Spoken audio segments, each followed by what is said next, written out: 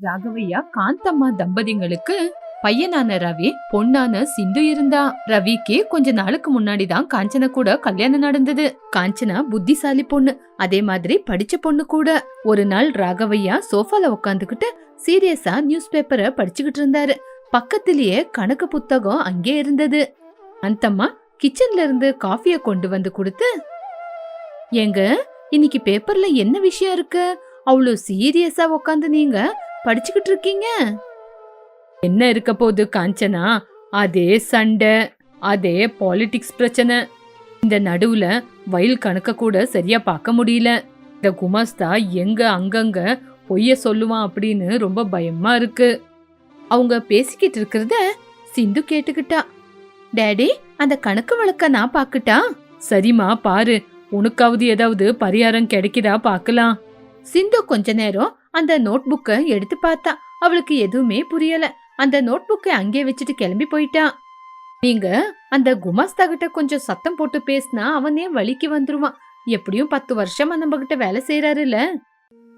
10 வருஷம் நம்பிக்கை வேற, இப்ப இருக்கிற நிலைமை வேற காந்தம். ஒரு சொல்ற கணக்குக்கு என்னோட கணக்குக்கு மேட்சே ஆக மாட்டேங்குது. எனக்கும் வயசாகிட்டே போகுது, அவருக்கும் என்ன மாதிரியே வயசாகுதுல. நானே ஒன்னு சொன்னா அவரே ஒன்னு சொல்றாரு. சரியா அந்த நேரம் பார்த்து காஞ்சனா அவங்க முன்னாடி வந்து நின்னு, அத்த, மாமா, குட் மார்னிங். குட் மார்னிங்மா காஞ்சனா. என்ன மாமா, ஏதோ கணக்கு சரியா வரல அப்படின்னு நீங்க சொல்லிக்கிட்டு இருக்கீங்க? அது ஒண்ணு இல்லம்மா, அது வயல் கணக்கு, அது எப்பவும் சரி வராது. மாமா, அந்த கணக்கு புத்தகத்தை ஒரு தடவை என்கிட்ட கொடுங்க மாமா, நான் பாக்குறேன். ஏமா காஞ்சனா, அவருக்கே சரியா தெரியல, இன்னும் உனக்கு எங்கம்மா தெரிய போகுது இத பத்தி? ஐயோ அத்தை, அந்த கணக்கு புத்தகத்தை ஒரு தடவை என்கிட்ட கொடுங்க, நானும் பார்த்து சொல்றேன். காஞ்சனா ராகவையா கையில இருந்து புத்தகத்தை எடுத்துக்கிட்டு அந்த பேஜெல்லாம் திருப்பி திருப்பி பார்த்தா. ராகவையா காந்தம்மா 2 பேரும் ஆச்சரியமா பார்த்தாங்க. மாமா, இந்த 3வது பேஜ்ல பாருங்க, அந்த குமாஸ்தா ஒரே கணக்க 2 தடவை எழுதியிருக்காரு. அப்படின்னா கணக்க 2 தடவை காட்டியிருக்காரு. இதனால ஒரு 5000 ரூபாய் முன்ன பின்ன வருது. இது அவரு வேணும் வேணான்னு எழுதி வச்சாரோ இல்ல அவருக்கே தெரியாம நடந்ததோ தெரியல. ஆமால, இவ்வளோ சின்ன விஷயம் எனக்கு எப்படி தெரியாம போயிடுச்சு. படவா 2 தடவை கணக்கு எழுதி வச்சிருக்கானா? காஞ்சனா, நீ ரொம்ப கிரேட்மா. ஒரே நிமிஷத்துல என்னோட மூளை வேலை செய்யற மாதிரி சரியான கேள்வி கேட்டமா. மாமா, அந்த குமஸ்தாவை ஒரு தடவை வர சொல்லி சத்தம் போட்டு விஷயம் என்னன்னு கேளுங்க. காஞ்சனா, பாத்தியா நம்ம மருமகளை? மகாலட்சுமி மாதிரி நம்ம வீட்டுக்கு மருமக வந்திருக்கா. அந்த பக்கம் சமையல் வேலையும் நல்லபடியா செஞ்சுக்கிறா, இந்த பக்கம் கணக்கு வழக்கையும் நல்லபடியா பாத்துக்கிறா. நானும் பார்த்தேன், நல்லாதான் சொல்றா. இப்படி காஞ்சனா கணக்க எடுத்து சொல்லிட்டு கிச்சனுக்கு கிளம்பி போயிட்டா. ராகவையா மூஞ்சில சந்தோஷம் இருந்தா, காந்தம்மா மூஞ்சில மட்டும் ஏதோ கொஞ்சம் திருப்தி இருக்குல்ல. ரவி, ராகவையா 2 பேரும் டைனிங் டேபிள்ல சாப்பிடுறதுக்காக உக்காந்து இருந்தாங்க. காந்தம்மா வந்து அவங்களுக்கு பரிமாற போனாங்க. அந்த நேரத்துல மருமக காஞ்சனா வந்து, அத்தை, இதை என்கிட்ட கொடுங்க, நீங்களும் போய் உக்காருங்க, நான் எல்லாருக்கும் பரிமாறுறேன். உங்களுக்கு காலு வலி இல்ல, சாயங்காலம் வரைக்கும் நின்னுட்டு இருந்தா மறுபடியும் அதிகமாகும். அம்மா, காஞ்சனா சொல்றதும் சரிதானே, வாங்கம்மா வந்து உக்காருங்க, உங்களுக்கு காலு வலிக்கும். டேய் இருக்கட்டும்டா, இத்தனை வருஷமா நான் தானே உங்களுக்கெல்லாம் பரிமாறினேன், இப்ப புதுசா காலு வலி வருதா? காந்தம், காலம் மாறிக்கிட்டு இருக்கு. மருமக வந்ததுக்கு அப்புறம் கூட மாமியாரு கிச்சன்ல நின்னு வேலை செஞ்சா அப்புறம் பாக்குற ஜனங்க மருமகளை தானே ஏதாவது சொல்லுவாங்க. மாமா சொல்றது சரியான வார்த்தை. இந்த வீட்டு மகாலட்சுமி நீங்க. காலு மேல காலு போட்டுக்கிட்டு உக்காந்து சாப்பிடணும். இன்னைக்கு உங்களுக்கு கேஸ்ட்ரிக் பிரச்சனை வராத மாதிரி சமைச்சிருக்கேன். இத சாப்பிட்டா உங்களுக்கு எப்பவுமே கேஸ்ட்ரிக் பிரச்சனை வராது. வா காஞ்சனா, அம்மாவோட உடம்பு விஷயத்துல நீ எவ்வளவு அக்கறை எடுத்துக்கிற. அம்மாவை விட அவங்க உடம்பு மேல உனக்கு தான் அக்கறை அதிகம். ஆமாண்டா ரவி, இந்த பொண்ணு நம்ம வீட்டு மருமகளா வந்தது நம்ம செஞ்ச அதிர்ஷ்டம். அந்தம், வா வந்து உக்காரு, மருமக ஆசையா உனக்காக செஞ்சிருக்கா. அப்படி சொன்ன உடனே காந்தம்மா உக்காந்துக்கிட்டா. ஆனா எல்லாரும் காஞ்சனாவை பெருமையா பேசிக்கிட்டு, காந்தம்முக்கு வயசாயிடுச்சுன்னு உக்காருன்னு சொல்றது அவளுக்கு பிடிக்கல. இந்த வீட்ல இதுக்கு முன்னாடி எல்லாருக்கும் நான் தான் பரிமாறுவேன், ஆனா இன்னைக்கு எனக்கு வயசாயிடுச்சுன்னு என்ன மூலையில உக்கார சொல்றாங்க. மெதுவா என் கையில இருந்து என்னோட கிரீடம் ஜாரி போகுது, அது கூடியே என்னோட ராஜ்யாங்கமும் போகுது. இப்படி காந்தம்மா யோசிச்சுக்கிட்டு இருந்தா. மத்தியான நேரத்துல அவ ரூம்ல ஒண்டியா இருந்தா. அந்த நேரம் பார்த்து பொண்ணு சிந்து வந்தா. அம்மா, என்ன யோசிச்சுக்கிட்டு இருக்கீங்க? காலையில உங்க அப்பா கணக்கு சரியில்லாததப்போ காஞ்சனத வந்து தீத்து வச்சா. மத்தியானம் எல்லாருக்கும் பரிமாறும் போது நான் பரிமாறுறேன்னு பாத்திரத்தை எடுத்து வச்சுக்கிட்டா. எனக்கு வயசாயிடுச்சு, உக்காந்து சாப்பிடுங்கன்னு அவளும் சொல்ல எல்லாரும் அவளதான் புகழ்ந்தாங்க. காந்தம் அப்படி சொன்ன உடனே காஞ்சனா மேல சிந்துவுக்கு கொஞ்சம் வயிற்றெச்சல் அதிகமாச்சு. என்னால முடியாத கணக்க அண்ணி சரி பண்ணாங்களா, எங்க அம்மாவையே ஒதுக்க பாக்குறாங்களா அப்படின்னு அண்ணி மேலேயே அவளுக்கு கோவம் வந்துச்சு. சொன்ன மாதிரி அண்ணி ஏதோ ஹால்ல இங்கிலீஷ்ல பேசிக்கிட்டு இருக்காங்க. அப்பாவோட லோனை செட்டில் பண்றாங்களாமா. அம்மாண்டி, இப்ப எல்லாம் உங்க அப்பா எதுக்கு எடுத்தாலும் அந்த காஞ்சனாவை தான் கூப்பிடுறாரு.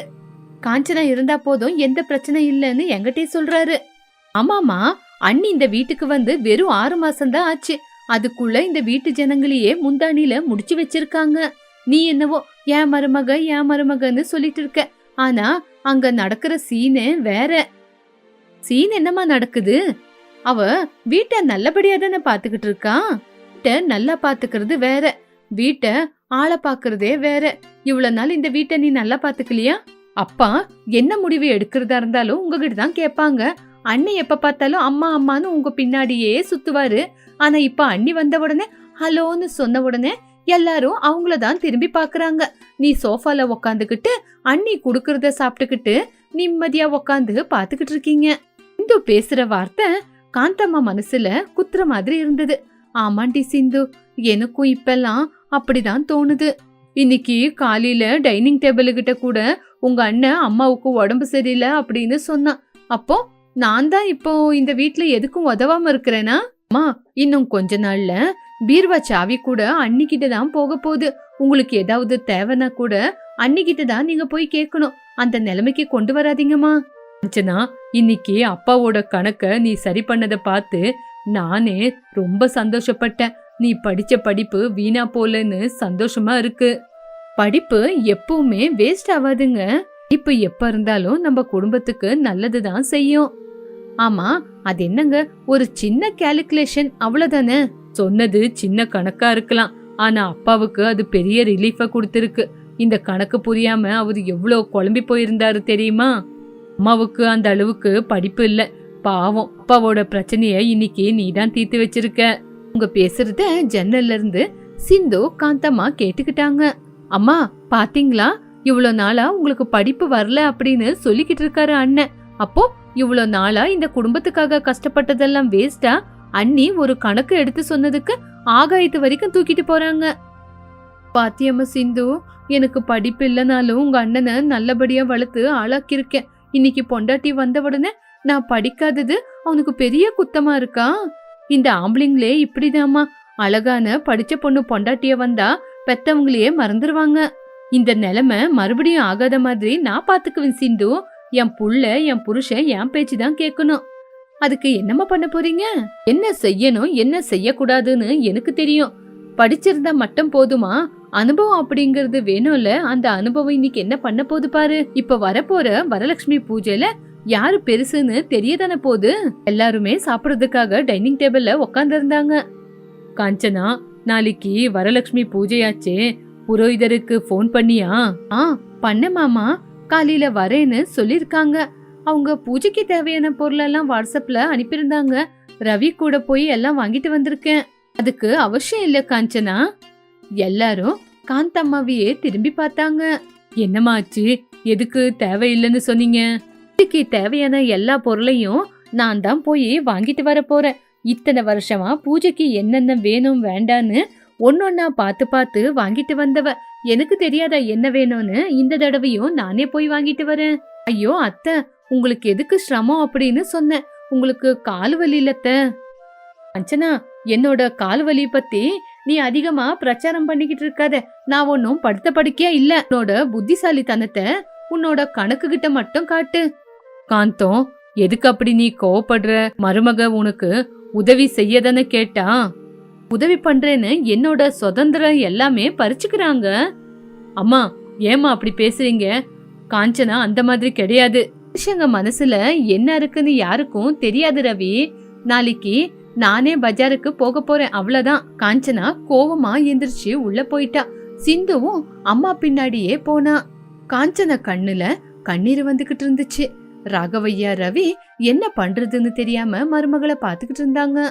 காஞ்சனா, அம்மாவுக்கு என்ன ஆச்சு? இருந்தாப்புல இருந்த அம்மா ஏன் இப்படி பண்றாங்க? தெரியலங்க. அத்தை என்ன பத்தி அவங்க மனசுல ஏதோ தப்பா யோசிக்கிறாங்கங்க. நீ கவலைப்படாதம்மா, காந்தம்கிட்ட உன்னை பத்தி நான் பேசுறேன். மாமா வேண்டாம் மாமா, நீங்க இப்ப போய் அத்தை கிட்ட கேட்டீங்கன்னா என் புருஷனை கூட அவ பக்கம் திருப்பிக்கிட்டான்னு தப்பா யோசிப்பாங்க. அத பிடிக்காத சிந்து காஞ்சன மேல இல்லாத பொல்லாத சந்தேகத்தை தூண்டுனா. அதனால வரலட்சுமி பூஜைக்கு தேவையான பொருளுங்களை தானே வாங்குற அப்படின்னு கோபத்தோட காந்தம்மா சிந்துவை கூட்டிக்கிட்டு கடைக்கு போனாங்க. இப்படி சிந்து காந்தம்மா 2 பேரும் பூஜைக்கு தேவையான பொருளுங்களை வாங்கிக்கிட்டு வீட்டுக்கு திரும்பி வந்தாங்க. ஆனா அவங்க மூஞ்சில ஏதோ சாதனை செஞ்ச மாதிரி ஒரு சந்தோஷம். பாத்தியாமா, பூஜைக்கு தேவையான பொருளுங்களை 1 மணி நேரத்திலே நம்ம வாங்கிக்கிட்டோம். இதுக்கு நம்ம அண்ணிதான் போகணுமா? அதுல ஒரு பில்டப் வேற. ஆமா சிந்து, என்ன எனக்கு என்ன அனுபவம் இல்லையா? ஒவ்வொரு தடவையும் புரோகிதர் எழுதி கொடுக்கும் போது நான் தானே கடைக்கு போய் வாங்கிட்டு வரேன், எனக்கு தெரியாதா? கிச்சன்ல இருந்து காஞ்சனா ஒரு கிளாஸ் தண்ணிய கொண்டு வந்து கொடுத்தா. வந்துட்டீங்களா? ரொம்ப டயர்டான மாதிரி இருக்கீங்க, இந்தாங்க தண்ணி குடிங்க. இங்க பாருமா காஞ்சனா, எனக்கு ஒன்னும் டயர்டா இல்ல. இந்த வீட்டு வேலை வெளி வேலை எல்லாம் என்னால செய்ய முடியும். நீ என்னவோ அத்தைக்கு ரொம்ப டயர்டாகும்னு நினைச்சல, என்னாலையும் எல்லா வேலையும் மேனேஜ் பண்ண முடியும். தெரியுங்கத்த, நீங்களே போய் வாங்கிட்டு வந்திருக்கீங்க அப்படின்னா எல்லாமே கரெக்டா தான் இருக்கும். எதுக்கும் ஒரு வாட்டி லிஸ்ட் செக் பண்ணிக்கிட்டுமா? அண்ணி தேவையில்ல அண்ணி, நாங்களே கடலை ஒரு தடவைக்கு 2 தடவை செக் பண்ணிருக்கோம். நீங்க போய் பூஜைக்கு தேவையான கிண்ணத்தை கழுவுங்க. சரி சிந்து அப்படின்னு சொல்லி காஞ்சனா சமையலறைக்குள்ள போனா. இருந்தாலும் அவளுக்கு ஒரு சந்தேகம், எங்கேயாவது அத்தை ஏதாவது முக்கியமான பொருளை மறந்துருப்பாங்களா அப்படின்னு. ஆனா இப்ப கேட்டா அவங்களுக்கு கோவம் வரும் அப்படின்னு சைலண்ட் ஆயிட்டா. மறுநாள் காலையில புரோகிதர் பூஜை பண்றதுக்கு வீட்டுக்கு வந்திருந்தாங்க. புரோகிதர் முன்னாடி ராகவையா காந்தம்மா 2 பேரும் முன்னாடி உக்காந்து இருக்கும் போது ரவி காஞ்சனா சிந்து 3 பேரும் புது துணிய போட்டுக்கிட்டு வந்து நின்னாங்க. பூஜைக்கு நேரம் ஆயிடுச்சு, இப்போ பூஜைய ஆரம்பிக்கலாம். முதல்ல மஞ்சள் பூஜை, அதுக்காக வெத்தலையும் மஞ்சளையும் முதல்ல எடுத்து முன்னாடி வைங்க பாக்கலாம். இந்தாங்க புரோகிதரே அப்படின்னு காந்தம்மா எடுத்து கொடுத்தா. பூஜைய ஆரம்பிச்சாங்க. இப்படி கொஞ்ச நேரத்துக்கு அப்புறம், இங்க பாருங்க காந்தம்மா, இப்போ அம்மாவுக்கு நைவேத்தியத்தை சமர்ப்பணம் பண்ணணும். வடை பாயசம் ரெடியா இருக்கா? அது கூட மாங்காய் தோரணம் நூலு எல்லாம் வச்சிருக்கீங்களா? காந்தம்மாவோட முகமே மாறி போச்சு. உடனே சிந்துவ பார்த்தாங்க. சிந்து மூஞ்சும் ஒண்ணுமே புரியாத மாதிரி இருந்தது. அது அது வந்து வடைக்கு சிந்து நேத்து நைட்டு பருப்பு நம்ம ஊற வச்சுமா? அம்மா இல்லம்மா, நீங்க கடைக்கு போனப்போ பொருளுங்களை வாங்குறதுலயே இருந்தீங்க. நானும் புடவைய பாத்துக்கிட்டு இருந்தேன். வீட்டுக்கு வந்து டயர்ட் ஆயிட்டு படுத்துட்டேன், அத ஊற வைக்கல. என்ன காந்தம், சாமிக்கு பூஜை ஆரம்பிக்கிறதுக்கு முன்னாடி நைவேத்தியம் ரொம்ப முக்கியம் இல்லையா? அதையே மறந்துட்டியா? நேத்து சொல்லும்போது ரொம்ப திமிரா பேசுன, இன்னைக்கு வீட்டுல செய்ய வேண்டிய வேலைய செய்யல இல்லையா? இது இப்ப அரிசிய ஊற வச்சு பாயசம் வடை எல்லாம் செய்யறதுக்கு ரொம்ப நேரமாகும். அதுக்குள்ள நல்ல நேரமே முடிஞ்சு போயிடுமே. காந்தம்மாவுக்கு என்ன பண்றதுன்னே தெரியல. எல்லாரும் முன்னாடியும் தலை குனிஞ்சு கண்ணுல கண்ணீர் வந்துச்சு. சிந்துவுக்கும் என்ன பண்றதுன்னு தெரியாம நின்னுக்கிட்டு இருந்தா. புரோகிதரே, ஏதோ பெரிய தப்பு நடந்து போச்சு, மன்னிச்சிடுங்க. இப்போ வேற என்ன பண்ண முடியும்? அப்போ நிதானமா காஞ்சனா சமையலறைக்குள்ள போனா. போய் புரோகிதரு கேட்ட பொருளை கொண்டு வந்தா. புரோகிதரே, நீங்க கவலைப்படாதீங்க, இந்தாங்க நீங்க கேட்ட பொருள். தோரணம் கட்ட மஞ்சள் நூலுக்கு தேய்ச்சி பத்திரமா எடுத்து வச்சிருக்கேன். தோரணமும் ரெடியாதான் இருக்கு. காஞ்சனா கண்ணுல ஆச்சரியம், ஏமாந்து போயிட்டுமேங்கிற தவிப்பு. காஞ்சனா, இது எல்லாமே நீ எப்பமா செஞ்ச? மாமா, நேத்து நைட்டு அத்தை கடைக்கு போயிட்டு வந்து டயர்டாயி படுத்துட்டாங்க. அப்பதான் பூஜைக்கு தேவையான எல்லா பொருளுங்களும் இருக்குதான்னு செக் பண்ணி பார்த்தேன். இதுல இந்த பொருள் இல்லாதப்போ காலையில பூஜைக்கு வேணும்னு எல்லாமே ரெடி பண்ணிட்டேன். நீ ரொம்ப நல்லா யோசிக்கிறமா. வீட்டுக்கு குத்துவிளக்கு மருமக அப்படிங்கறத இந்த பொண்ணு நிரூபிச்சிருச்சு.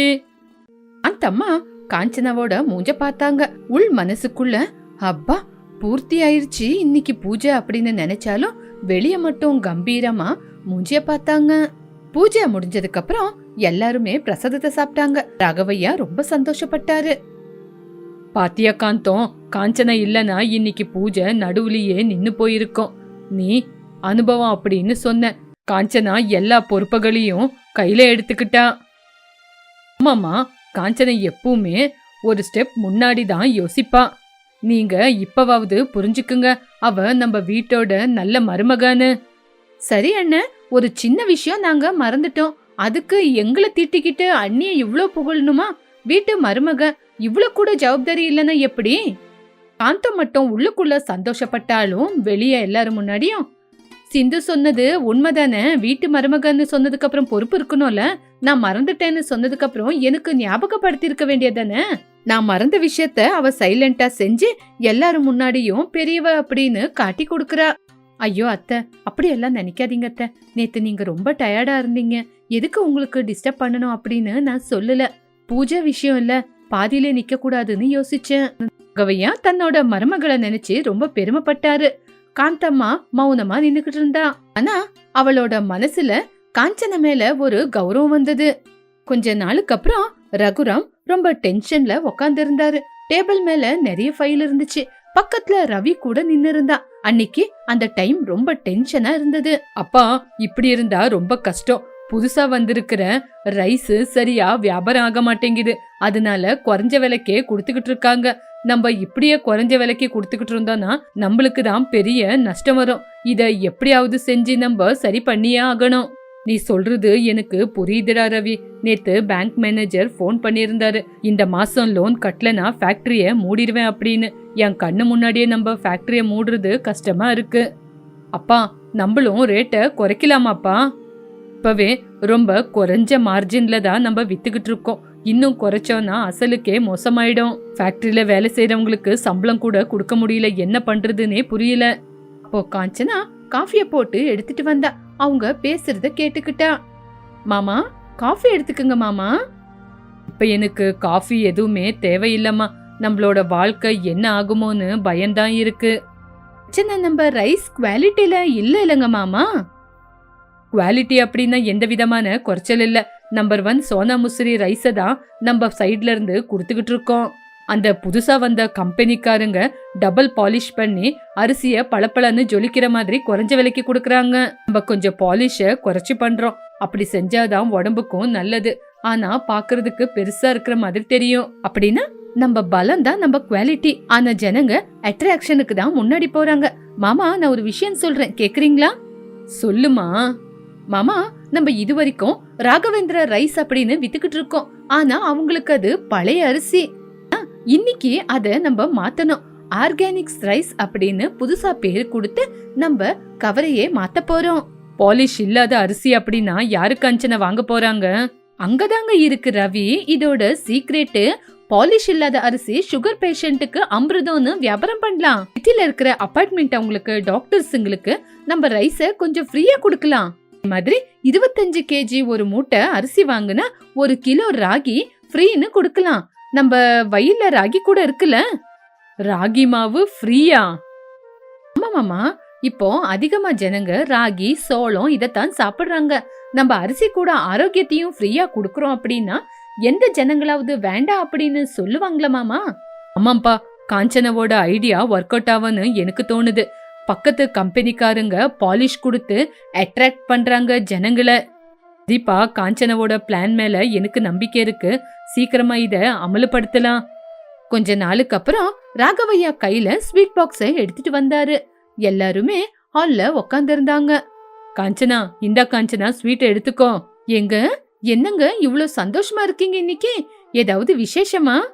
சந்தோஷம் அப்படின்னா சாதாரணமான சந்தோஷம் கிடையாது. காஞ்சனாவோட ஐடியா நம்மளுக்கு ஒர்க் அவுட் ஆயிடுச்சு. நிறைய பேரு நம்ம ரைஸ் தான் வேணும் அப்படின்னு ஆர்டர் பண்றாங்க. சிட்டில இருந்து கூட நிறைய பேரு ஃபோன் பண்ணி அட்வான்ஸ் கொடுத்திருக்காங்க. ஆமாமா, அரிசி வாங்கினா ராகி பொடி ஃப்ரீ அப்படின்னு காஞ்சனா சொன்னது பிளான் சக்சஸ் ஆயிடுச்சு. ஜனங்க கூட்டம் கூட்டமா வராங்க. பா, உண்மையிலேயே அண்ணியோட ஐடியா அவ்வளவு நல்லா ஒர்க் அவுட் ஆச்சா? நம்ம ஒர்க் அவுட் ஆகுறது நம்ம கம்பெனியே தூக்கி நிக்க வச்சிருக்கு. நிஜம்தான் காஞ்சனா, உன்னோட திறமை கிச்சன்ல மட்டும் இல்ல, வெளியவும் காட்ட வேண்டியதுதான். அத்தை, என்ன மட்டும் புகழாதீங்க அத்தை. மாமா விக்கிற ரைஸ் அவ்வளோ குவாலிட்டியானது. இதுல எல்லாரோட கஷ்டமும் சேர்ந்திருக்கு. ஆமாங்கண்ணி, உங்களுக்கு பிசினஸ்ல இவ்ளோ டேலண்ட் இருக்குன்னு நாங்க யோசிக்கல. இப்படி எல்லாரும் காஞ்சனாவ புகழ்ந்துகிட்டு இருந்தாங்க. வீட்ல பண்டிகை கோலாகலம் இருந்தது. மறுபடியும் கொஞ்ச நாள்ல அந்த கிளைமேட்டே கம்பீரமா மாறி போச்சு. ராகவையா மறுபடியும் கோவத்தோட பேசிக்கிட்டு இருந்தாரு. என்னது, ஆர்டரை கேன்சல் பண்றாங்களா? எதுக்கு? முந்தா நேத்து வரைக்கும் நல்லா தானே போயிட்டு இருந்தது, மறுபடியும் எதுக்காக கேன்சல் பண்றாங்க? காஞ்சனா, ரவி, காந்தம்மா கவலையோட பாத்துக்கிட்டு இருந்தாங்க. என்னாச்சு மாமா, எதுக்காக இவ்ளோ டென்ஷனா இருக்கீங்க? ஏமாந்து போயிட்டோம் காஞ்சனா, ஏமாந்து போயிட்டோம். பெரிய ஏமாற்றம் தான். நம்ம அரிசியில புழுவு வண்டு எல்லாம் வருதுன்னு கஸ்டமர் கம்ப்ளைண்ட் பண்ணிருக்காங்களாம். கொண்டு போன லாரி எல்லாம் ரிட்டர்ன் வருது. காசு கொடுத்த கஸ்டமர் எல்லாம் இப்போ காசு திருப்பி கேக்குறாங்க. இப்ப சொல்றீங்க நம்ம குவாலிட்டி விஷயத்துல எப்பவுமே காம்ப்ரமைஸ் ஆகலையே. எனக்கும் அதுதான்டா புரியல. திடீர்னு நம்ம பிராண்ட் மேல எதுக்காக இந்த மாதிரி நெகட்டிவ் தாட்? பேரை கெடுக்கிறதுக்காக வேணும் வேணும்னு யாரோ செஞ்ச சதி இது. ஐயோ கடவுளே, முந்தா நேத்து தானே லாபம் வந்துச்சுன்னு சந்தோஷப்பட்டோம். இன்னைக்கு யாரோட கண்ணு பட்டுருச்சு? நம்ம சைட்ல இருந்து எந்த விதமான தப்பு நடக்கல. ஆனா பேக்கிங் ஆகும் போதும் பக்கத்துல இருந்து பாத்துக்கிட்டு இருக்கோம். எந்த ஒரு பிரச்சனையும் இல்ல. ஆனா யாரோதான் ஏதோ சதி பண்றாங்கத்த. அப்படின்னா டிரான்ஸ்போர்ட்ல ஏதாவது தப்பு நடக்குதா? இருக்கலாங்க. இல்லனா நம்ம மில்லுலயே நம்மளுக்கு தெரியாத யாராவது எதிரிங்க இருக்காங்களா? இல்லம்மா, நம்மளோட கம்பெனில அந்த மாதிரி ஜனங்க யாருமே இல்ல. எல்லாரும் நிறைய வருஷமா நம்பிக்கையா வேலை செய்யறவங்க. ராகவையா கண்ணுல இருந்து கண்ணீர் வந்துச்சு. மாமா, நீங்க கவலைப்படாதீங்க. பிரச்சனை எங்கிருந்து வருதுன்னு நான் கண்டுபிடிக்கிறேன். அண்ணி, இது பெரியவங்க பிரச்சனை. நீங்க மறுபடியும் ரிஸ்க் எடுக்கிறீங்களா? நம்ம குடும்பத்துக்காக எவ்வளவு பெரிய ரிஸ்க் வேணா நான் எடுக்க ரெடியா இருக்கிறேன் சிந்து. இந்த பிரச்சனைய நான் சரி பண்ற வரைக்கும் எனக்கு சரியான தூக்கம் வேண்டாம். ஆனா அந்த லாபம் ரொம்ப நாள் தங்கல. அந்த அரிசியில கல்லு மண்ணு புழுவெல்லாம் இருக்குன்னு கஸ்டமர்ஸ் அத வாபஸ் அனுப்புனாங்க. இது யாரோ செய்யற தப்பு அப்படின்னு காஞ்சனா கண்டுபிடிக்க ஆரம்பிச்சா. அவளோட மாமனாருகிட்ட நான் கண்டுபிடிச்சு காட்டுவேன்னு சபதம் எடுத்து யாரு இந்த தப்ப செய்யறான்னு யோசிக்க ஆரம்பிச்சா. ரவி கட்டுல உக்காந்துக்கிட்டு பொண்டாட்டியே கவனிச்சுக்கிட்டு இருந்தான். காஞ்சனா, வந்து படுத்து தூங்கு. நேரம் எவ்வளவு ஆயிக்கிட்டு இருக்குன்னு பாத்தியா? ஏங்க, எனக்கு தூக்கமே வரலங்க. எப்படி நம்ம அரிசியில புழுவெல்லாம் வந்துச்சுன்னு யோசிக்கிறேன். பேக்கிங் பண்ணும்போது செக் பண்ண, அதுல எந்த ஒரு கல்லு புழுவெல்லாம் இருக்கல. ஆனா பேக்கிங் ஆகி கஸ்டமரை போய் சேரும்போது அதுல எப்படிங்க இதெல்லாம் வந்தது? அப்படின்னா டிரான்ஸ்போர்ட்ல லாரி அவங்க ஏதாவது செய்யறாங்களா? லாரிக்கு நம்ம சீல் வச்சுதானங்க அனுப்புறோம். சீல் கூட எங்கேயுமே உடையலன்னு சொல்றாங்க. அப்போ நம்ம ஃபேக்டரியில தான் எங்கேயோ பேக்கிங்க்கு முன்னாடியே இந்த கலப்படம் எல்லாம் நம்மளுக்கு தெரியாம நடந்துகிட்டு இருக்கு. காஞ்சனா, நம்ம மில்லுல எல்லாரும் நம்ம பழைய ஆளுங்க தான். நம்ம யாரு மேல சந்தேகப்படுறது? பழைய ஆளுங்க ரொம்ப வருஷமா இருக்காங்க அப்படின்னு அவங்க மேல சந்தேகப்பட முடியாம இருக்காதுங்க. உங்களுக்கு ஞாபகம் இருக்கா? மாமா கிட்ட வேலை செஞ்சுக்கிட்டு இருந்தாரே அவரு, நான் கணக்கெல்லாம் கண்டுபிடிச்சேனே, அவரு கூட உங்ககிட்ட பழைய ஆளாதான வேலை செஞ்சுக்கிட்டு இருந்தாரு. ஆமா, அந்த ராமையா குமஸ்தா. ஆனா அன்னைக்கு அவரு தப்ப ஒத்துக்கிட்டாருல்ல, மறுபடியும் அவரு தப்பு பண்ணுவாரா? ஒரு மனுஷனுக்கு பணத்து மேல ஆசை அதிகங்க. அன்னைக்கு மாட்டிக்கிட்டோன்னு அவரு நல்லவரா மாறி இருந்தாலும் நம்ம எதிரிங்க அதிகமா இருக்காங்கல்ல, அவங்க பணத்தாசை மறுபடியும் தூண்டி அவரு தப்பு பண்ணிருக்கலாம்ல. எனக்கு அவர் மேலதான் சந்தேகம். அப்படின்னா என்ன பண்றது? இப்பே போய் கண்டுபிடிக்கலாமா? வேண்டாங்க, வேண்டாம். அவன் இல்லன்னு நம்ம கையில இருந்து தப்பிச்சுக்குவான். நம்ம ஒரு பிளான் பண்ணலாம். நாளைக்கு அந்த குமாஸ்தாவை நீங்களும் மாமாவும் ஒரு பார்வையை வச்சுக்குங்க. அவரு என்ன பண்றாரு, யாருக்கு போன் பண்றாருன்னு எல்லாத்தையும் கவனிச்சுக்குங்க. இந்த விஷயம் மட்டும் எந்த காரணத்தை கொண்டு அவருக்கு தெரியக்கூடாது. சரி காஞ்சனா, நீ சொல்ற மாதிரியே செஞ்சிடலாம். மறுநாள் காலையில ராகவேந்திரா ரைஸ் மில். ராகவேந்திரையா ஃபைல் செக் பண்ற மாதிரி உக்காந்துக்கிட்டு நடிச்சுக்கிட்டு இருந்தாரு. அவரோட முழுக்க முழுக்க கவனம் கண்ணாடிக்கு அந்த பக்கம் உக்காந்து இருக்கிற குமாஸ்தாவான ராமையா மேலதான் இருந்துச்சு. ரவி கூட பக்கத்துல இருந்து பாத்துக்கிட்டு இருந்தான். அங்க பாருப்பா, அவன் அடிக்கடிக்கு போனை பாத்துக்கிட்டே உக்காந்துக்கிட்டு இருக்கான். வேலையில அவனுக்கு கவனமே இல்ல. ஆமாப்பா, அப்பள கூட குடோனுகிட்ட நின்னுக்கிட்டு ஏதோ குசு குசுன்னு யாருகிட்டயோ பேசிக்கிட்டு இருந்தாரு. என்ன பார்த்த உடனே பேச்ச நிறுத்திட்டாரு. ராமையா யாருமே அவனை பாக்கல அப்படின்னு அவனோட ஜோப்ல இருந்து ஒரு பொட்டலத்தை எடுத்து அவனோட டிராயர்ல வச்சான். அத ராகவையா கவனிச்சாரு. ரவி, ரவி, அங்க பாத்தியா, அவன் ஏதோ ஒளிச்சு வைக்கிறான். கண்டிப்பா அது காசாதான் இருக்கும். யாரோ அவனுக்கு கொடுத்திருக்கிற பணம். அப்பா, அந்த ஆளு எந்திரிச்சு பாத்ரூமுக்கு போறான். இதுதான் நம்மளுக்கு சரியான நேரம். நம்ம போய் அந்த டிராயரை செக் பண்ணலாம்ப்பா. குமஸ்தா எந்திரிச்சு பாத்ரூமுக்கு போன உடனே ராகவையும் ரவியும் அந்த குமஸ்தாவோட டேபிள் கிட்ட வந்து அந்த பொட்டலத்தை எடுத்து பிரிச்சு பார்த்தாங்க. அதுல ஒரு லெட்டரும் கொஞ்சம் பணமும் இருந்தது. அப்பா, இது நம்மளோட ரைஸ் மில்லுல பேக் ஆகுற பில்லோட ஜெராக்ஸ். ஆமா, இதை எதுக்கு இந்த ஆளு ஜெராக்ஸ் எடுத்து வச்சிருக்கான்? நம்ம ரிப்போர்ட் எல்லாம் வெளியே கொடுக்க தானே. மாட்டிக்கிட்டான்ல திருட்டு நாயி. இருக்கட்டும் இருக்கட்டும், நம்ம சாப்பாடை சாப்பிட்டு நம்மளுக்கே துரோகம் பண்றானா? அவனுக்கு இன்னைக்கே ஒரு முடிவு கட்டுறேன். அப்பவே குமஸ்தா பாத்ரூமுக்கு போனவன் திரும்பி வந்தான். ராகவையா அவனோட சீட்ல உக்காந்து இருக்கிறத பார்த்து பயந்துட்டான்.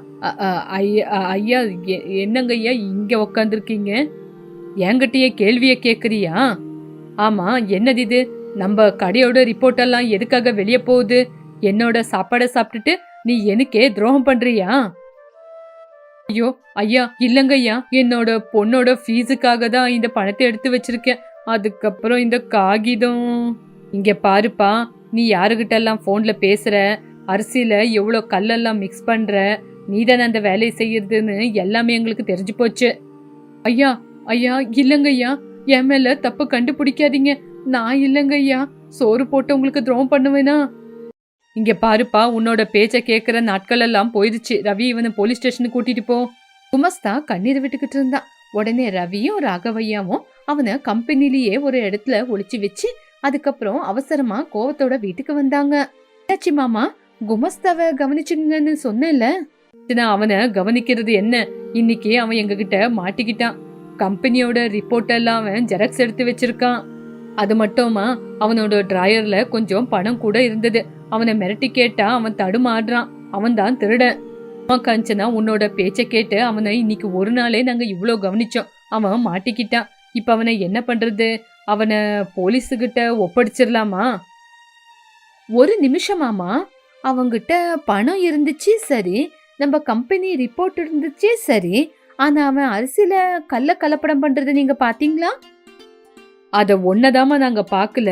ஆனா அவனோட தடுமாற்றத்தை பார்த்தா அவன் தான் திருடனே நல்லா தெரியுதே. ஆமா, எனக்கு என்னவோ நம்ம ராங் ரூட்ல போறோம்னு நினைக்கிறேன். ஒரு திருடன் ரிப்போர்ட்ஸ் எல்லாம் தெரியற மாதிரி டிராயர்ல வைப்பானா? டிராயர்ல நம்ம பாக்குவோன்னு அவனுக்கும் எண்ணம் இருக்குங்கல்ல மாமா. அப்படின்னா அவன் தப்பு பண்ணலன்னு சொல்றியாமா? அப்படி இல்லங்க மாமா, அரிசி மூட்டையில எல்லா மூட்டையிலயும் இந்த மாதிரி கல்லு புழுவெல்லாம் கலப்படம் பண்ணணும்னா ஒரு டீமே தேவைப்படுமே. அந்த டீம்ல யார் யார் இருக்கா என்னன்னு நம்ம கண்டுபிடிக்கணும். அப்படின்னா திருடங்க இன்னும் நம்ம கண்ணுக்கு தெரியாம மில்லுலயே தான் சுத்திக்கிட்டு இருக்கணும். ஐயோ அண்ணி, உங்களுக்கு எல்லாமே சந்தேகம் தானா? அப்பதான் திருடனை புடிச்சாச்சுன்னு சொல்றாரே, எல்லா கிரெடிட்ஸும் உங்களுக்கே வரணும்னா? இது கிரெடிட்ஸுக்காக செய்யற வேலை இல்லம்மா, இது நம்மளோட கௌரவம். சின்ன கைய மட்டும் புடிச்சிட்டு பெரிய கைய நம்ம பார்க்காம விட்டுட்டா மறுபடியும் இதே பிரச்சனை தான் வரும். அப்ப மட்டும் நம்ம என்ன பண்ண முடியும்? பெரிய கை யாரா இருக்கும்? அதுக்கு இப்போ என்னமா பண்ணணும்?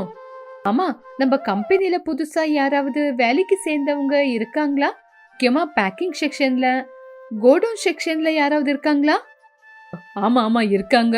போன மாசம் அதிகமா வேலை நடக்குதுன்னு புதுசா 4 பேரும் ஒரு சூப்பர்வைசரும் சேர்ந்தாங்க. அந்த லிஸ்ட் எல்லாம் ஒரு தடவை கொண்டு வாங்க. அவங்களோட ஆதார் அட்ரஸ் எல்லாம் கரெக்டா இருக்கான்னு செக் பண்ணணும். ரவி அந்த ஃபைல்ஸ் எல்லாம் வீட்டுக்கு எடுத்துட்டு வந்தா. காஞ்சனா, காந்தம்மா, மாமனாரு, புருஷன் எல்லாரும் உக்காந்து இருந்தாங்க. ஏங்க, இவங்க எல்லாரும் லோக்கல்ஸா? 3 பேரும் இங்கதான் லோக்கல். ஆனா சூப்பர்வைசர் மட்டும் பக்கத்து ஜில்லாவில இருந்து வந்திருக்காரு. அவரு நல்ல வேலை செய்யறாருன்னு இன்சார்ஜர் கூட சொன்னாரு. ஆமா, சூப்பர்வைசரோட பேர் என்ன? பேரா? ஒரு பேரு சேகர். சேகரோட அப்ளிகேஷன் எல்லாம் எடுத்து பார்த்தா. அதுல அவனோட அப்பா அம்மா பேரு ஊரு பேரெல்லாம் சரியா கவனிச்சா. நில்லுங்க நில்லுங்க, இங்க பாருங்களேன். என்னாச்சு காஞ்சனா? இந்த சேகரோட ஊரு பேரு வீரவல்லி. இந்த ஊரை நீங்க எங்கேயோ கேட்ட மாதிரி இல்ல? எந்த ஊருமா? வீரவல்லியா? நம்மளுக்கு போட்டியா ரைஸ் மில் ஓனர் இருக்காரே கேசவா, அவரோட சொந்த ஊரு கூட இதே ஊருதான். எக்ஸாக்ட்லி மாமா, கேவலம் ஊரு மட்டும் இல்ல, இங்க ரெஃபரன்ஸ் வந்திருக்கிற பேரை பாருங்க. KR traders.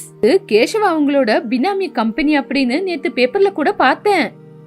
என்னம்மா சொல்ற? அப்படின்னா இந்த சேகர் அந்த கேசவனோட ஆளா? இதுல யோசிக்கிறதுக்கு எதுவுமே இல்ல மாமா. அந்த கேசவா தான் இந்த சேகரை நம்ம கம்பெனிய உடைக்கணும் அப்படின்னு நம்ம கம்பெனிலேயே அவனை வேலைக்கு சேர்த்திருக்காங்க. நம்ம குமஸ்தா ராமையாவுக்கு பணத்தாசை காட்டி நம்ம கம்பெனியோட ரிப்போர்ட் எல்லாம் எடுத்திருக்காங்க. இந்த கல்லு புழுவு எல்லாம் மிக்ஸ் பண்ற வேலை இந்த கேசவனுக்கு தான் இருக்கும். ஏன்னா சூப்பர்வைசரா இருக்கிறதுனால யாருக்கும் அவன் மேல எந்த சந்தேகமும் வந்திருக்காது. ஐயோ, எவ்வளவு பெரிய மோசம் நடந்திருக்கு. நம்ம குமஸ்தா கேவலம் கையாளு மட்டும்தான். ஆனா இந்த சேகர் அந்த கேசவனோட கம்பெனி கூட சேர்ந்துக்கிட்டு நம்ம கம்பெனிய உடைக்கணும், நம்மளுக்கு கெட்ட பேரு வரணும் அப்படின்னு தான் இவ்வளவு செஞ்சிருக்கான். இப்பவே அந்த சேகரை வர வச்சு இந்த விஷயத்த உடைச்சு அந்த கேசவனோட தலைய உடைக்கிறேன். வேண்டங்க மாமா, அந்த சேகரை கூப்பிட்டு நம்ம இப்பவே விசாரிக்க ஆரம்பிச்சா அந்த கேசவன் உஷாராயிடுவான். அந்த கேசவன் உண்மையிலேயே பெரிய பவர்ஃபுல் மேன். தரம் எல்லாம் இல்லாம போனா நம்மளையே மாட்ட வச்சிருவான். அதுக்கு நீ இப்போ என்ன பண்றதுங்கன்னு பாத்துக்கிட்டு அப்படியே சும்மா உட்கார முடியுமா? அவங்க வழியிலேயே போய் தான் அவங்கள நம்ம மாட்ட வைக்கணும். குமஸ்தா ஐயாவை நம்ம புடிச்சு வச்சிருக்கிற விஷயம் சேகருக்கு இன்னும் தெரியாது இல்லையா? ஆபீஸ்ல நடந்த விஷயம் வெளியே யாருக்குமே இன்னும் தெரியாது. ராமையாவை நாங்க இன்னும் ஆபீஸ்ல தான் வச்சிருக்கோம். அப்படின்னா நம்ம ஒரு டிராமாவை நடத்தணும். சேகர் கையாலேயே கேசவாவை இதுல மாட்டி விட பாக்கணும். கேசவா சேகர் மூலியமா நம்ம கம்பெனியோட மரியாதை போனோம்னு பார்த்தான்ல, கேசவனாலே அவனோட மரியாதை போற மாதிரி நம்ம பண்ணணும். அது எப்படிமா காஞ்சனா? நாளைக்கு ஒரு பெரிய லோட் ஆர்டர் வேணும் அப்படின்னு சும்மா வதந்திய கலப்பி விடலாம். அந்த லோட் பேக்கிங் பொறுப்பை கூட சேகருக்கு கொடுக்கலாம். கேசவன் கண்டிப்பா அந்த அரிசியில கலப்படம் பண்ண பாக்குவான். நம்ம ரெட் ஹேண்டா பிடிக்கிறது மட்டும் இல்லாம அந்த சீனை லைவ்ல காட்டுற மாதிரி செய்யணும். காஞ்சனாவோட கண்ணுல ஒரு ஒளி வந்துச்சு. ராகவையா தன்னோட மருமகளை உத்து பார்த்தாரு. பாருமா காஞ்சனா பத்திரமா, அந்த கேசவன் பெரிய ரவுடின்னு கேள்விப்பட்டேன். புத்தி பலம் முன்னாடி இதெல்லாம் வேலைக்கு ஆவாதத்த. நம்ம குடும்பத்து மேல அந்த கேசவன் கண்ணு மட்டும் இல்ல, யாரு கண்ணு பட்டாலும் அவங்களுக்கு இதுதான் பாடம்னு புரியணும். உண்மையான துரோகி கேசவ மட்டும் தானா? அதனால உண்மையான திருடன் ராமையா கிடையாது, புதுசா வேலைக்கு சேர்ந்த சேகரம் அப்படின்னு காஞ்சனா கண்டுபிடிச்சா. அவனை ரகசியமா கண்டுபிடிக்கணும் அப்படின்னு தீர்மானம் பண்ணாங்க. காஞ்சனா, ரவி, ராகவையா ரொம்ப சீரியஸா உக்காந்துக்கிட்டு பேசிக்கிட்டு இருந்தாங்க. காஞ்சனா கையில புதுசா போட்டிருக்கிற சிசிடிவியோட மானிட்டர் டேப் இருந்துச்சு. சனா, நீ சொன்ன அப்படின்னு யாருக்குமே தெரியாம புதுசா ஒரு சிசிடிவிய நாங்க போட்டிருக்கோம். அது கூட அந்த சேகரம் வேலை செய்யற அதே கோடவுன்ல தான் போட்டிருக்கோம். உங்களுக்கு என்னவோ ரொம்ப சந்தேகமா இருக்கு. உண்மையிலேயே அவன் தான் திருடனா இல்ல அவனை நாங்க தெரியாம ஏதாவது சொல்றோமா அப்படின்னு? ஆமாமா காஞ்சனா, சேகரம் நல்லா வேலை செய்யறவன்.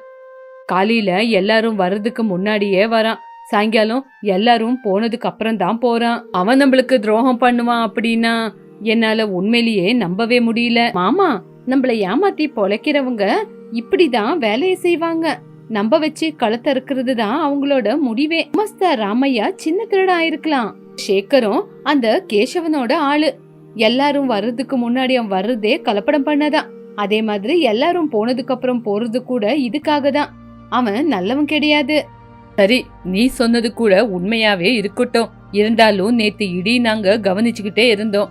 ஆனா நேத்து காலையில இருந்து அந்த ஆளு ரொம்ப சின்சியரா வேலை செஞ்சுக்கிட்டு இருந்தான். அதுதான் ரவி, அவனோட புத்திசாலித்தனம்.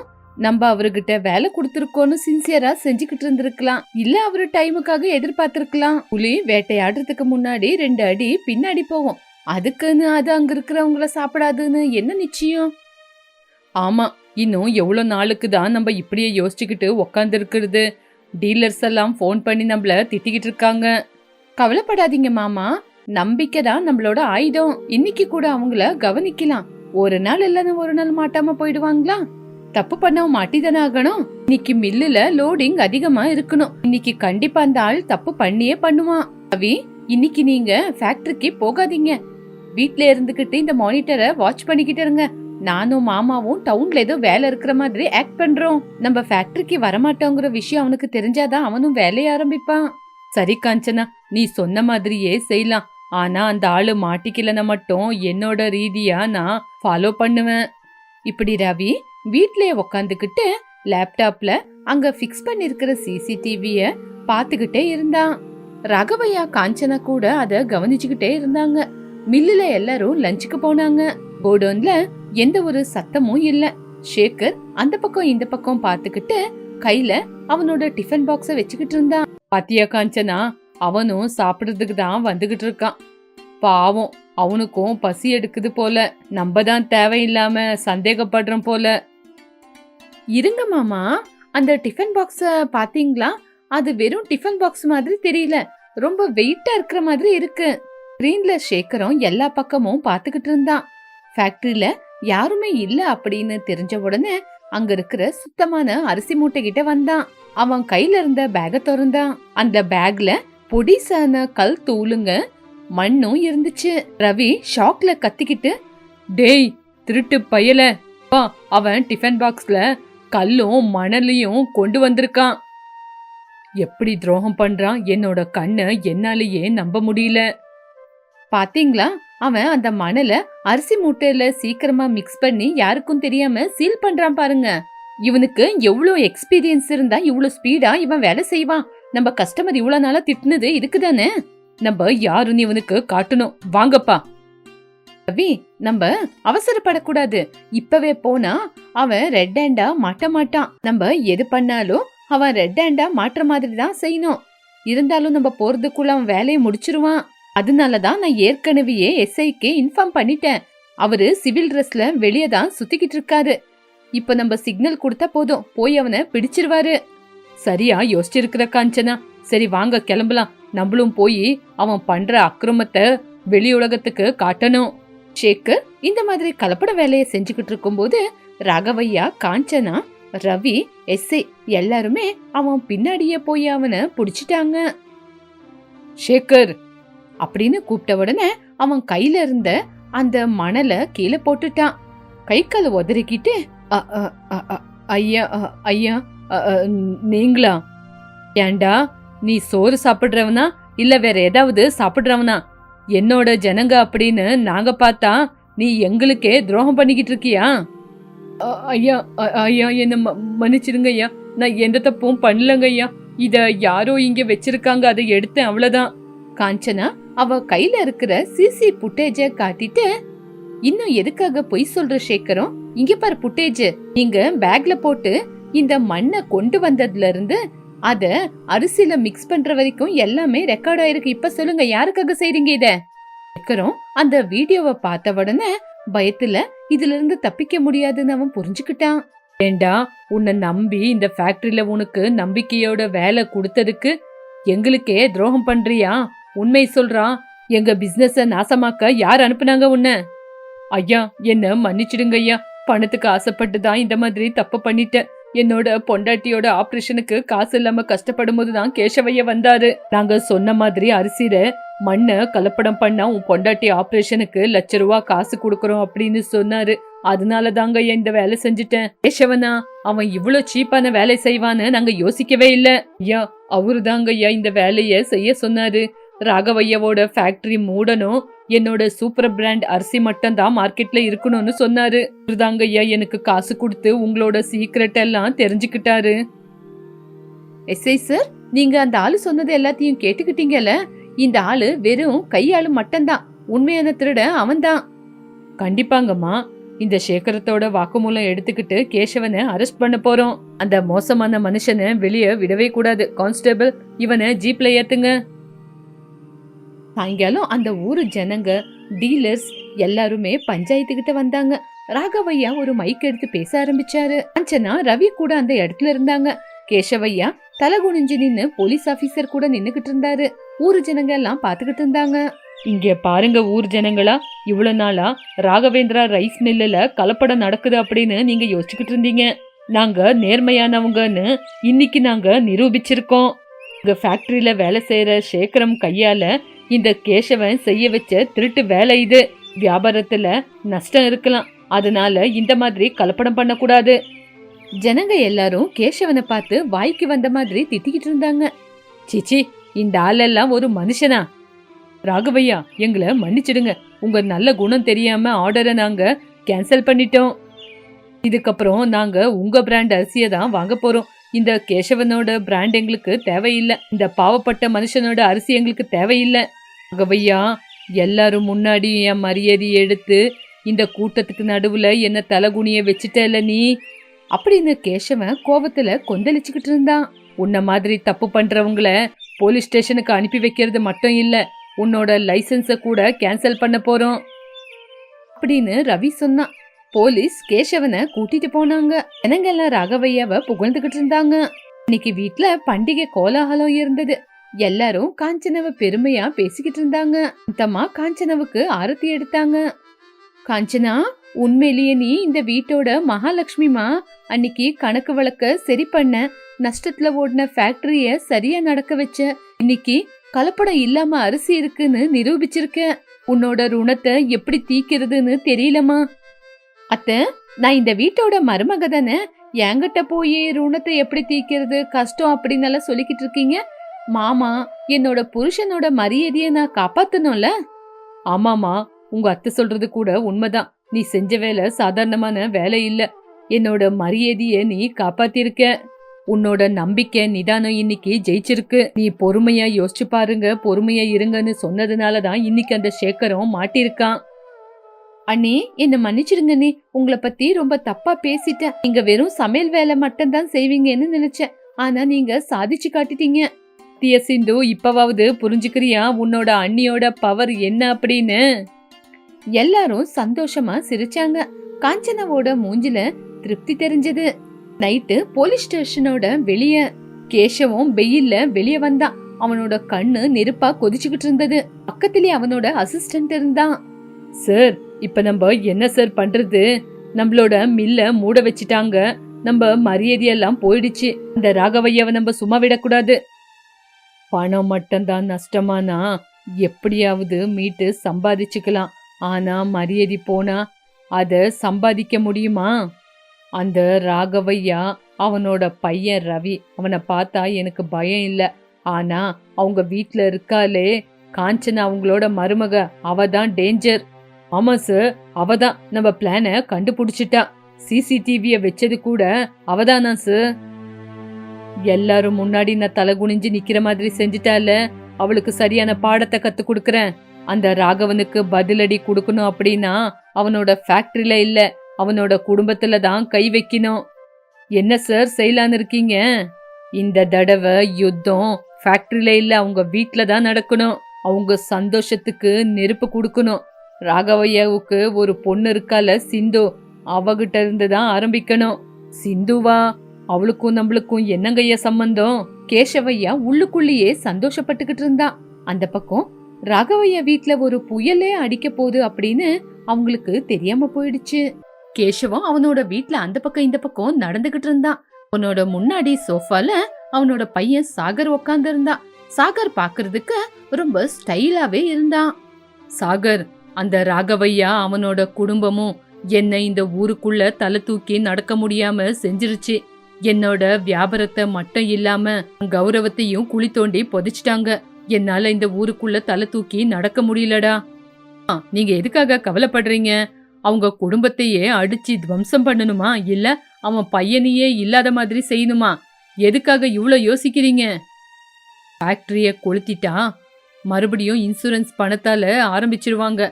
கையக்கால உடைச்சிட்டா ஹாஸ்பிட்டலுக்கு போய் உடம்ப குணம் ஆக்கிக்குவாங்க. ஆனா இந்த தடவை அடி அவங்க மனசுக்கு விழுவணும். அவளுக்கு தேவையானது அவங்களோட குடும்பம். அவங்க குடும்பம் உடஞ்சி செதறலா தெறிக்கணும். உடம்புல உயிர் இல்லாத சவமா சுத்தணும். டேடி, அதுக்கு இப்ப என்ன பண்ண சொல்றீங்க? அவங்க வீட்ல ஒரு வீக்னஸ் பாயிண்ட் இருக்கு. அதுதான் அவனோட பொண்ணு சிந்து. அவ கூட உன் காலேஜில் உன் கூட தானே படிக்கிறா? தெரியும்பா, என்னோட ஜூனியர். ஆனா எனக்கு அவ்வளவா பழக்கம் இல்ல. அறிமுகம் இல்லைன்னா என்னடா, அறிமுகப்படுத்திக்கோ. காதலிக்கிறேன்ற பேர்ல உன்னோட வலையில அந்த பொண்ணை விழுகவை. அது எந்த அளவுக்குன்னா நம்மளுக்காக அவளோட குடும்பத்தையே அவ தூக்கி போட்டுட்டு வரணும். என்னப்பா சொல்றீங்க? சிந்துவ காதலிச்சு ஏமாத்தணுமா? அது ஒன்னும் எனக்கு பெரிய விஷயம் ஒன்னும் இல்லப்பா. ஆனா அத அவங்க கண்டுபிடிச்சிட்டாங்கன்னா இந்த விஷயம் யாருக்கும் தெரியக்கூடாது. நீ என்னோட பையன்னு சுத்தமா சிந்துக்கு தெரியக்கூடாது. நீ வெறும் சாகர் மட்டும்தான். ஒரு தடவை நீ அந்த பொண்ணுக்கு காதல் வலை வீசுனா போதும், அவ உன்னோட வலையில சிக்கிக்கணும். அதுக்கப்புறம் நான் பாத்துக்கிறேன். அவங்க வீட்ல கல்யாணம் மேல சத்தம் கேட்க கூடாது, சாவு சத்தம் தான் கேட்கணும். செய்வியா எனக்காக? அப்பா, உங்களுக்காக நான் என்ன வேணாலும் செய்ய ரெடியா இருக்கேன். நாளைக்குல இருந்தே என்னோட மிஷினை ஆரம்பிக்கிறேன்.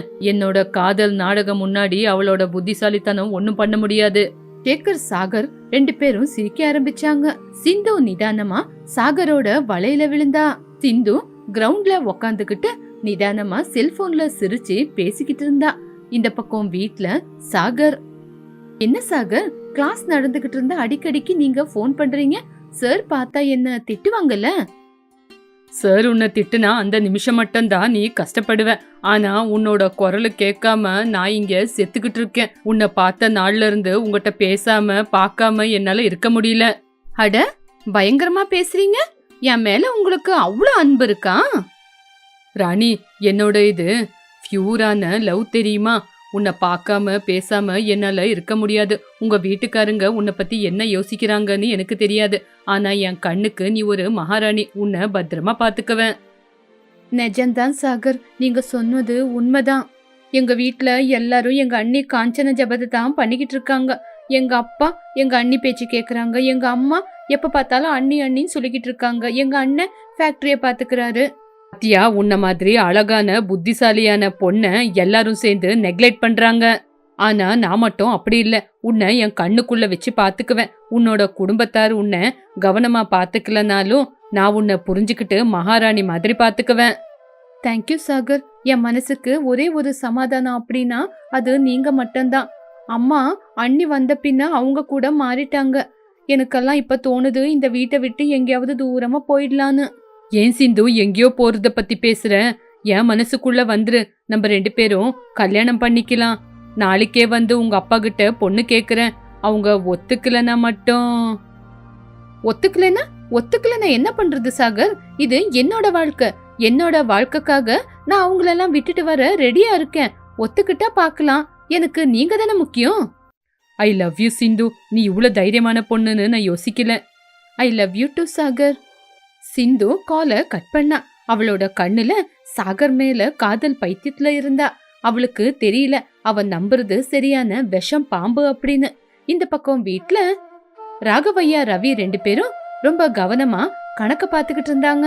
காஞ்சனாவும் உக்காந்துக்கிட்டு அந்த கணக்கு வழக்க பத்தி பேசிக்கிட்டு இருந்தா. காந்தம்மா ஸ்வீட்டை கொடுத்தாங்க. ரவி, பாத்தியாப்பா, இத்தனை வருஷமா நம்ம இந்த பிசினஸ் தான் பண்ணிக்கிட்டு இருக்கோம். ஆனா இத்தனை வருஷத்துல வராத லாபம் இந்த வருஷம் நம்மளுக்கு வந்திருக்கு.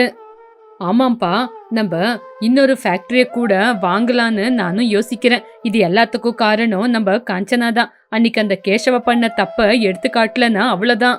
நம்ம மருமக தங்கங்க. காஞ்சனா, இன்னைக்கு உனக்கு பிடிச்ச பாயசம் பண்றமா? தேங்க்யூ அத்தை.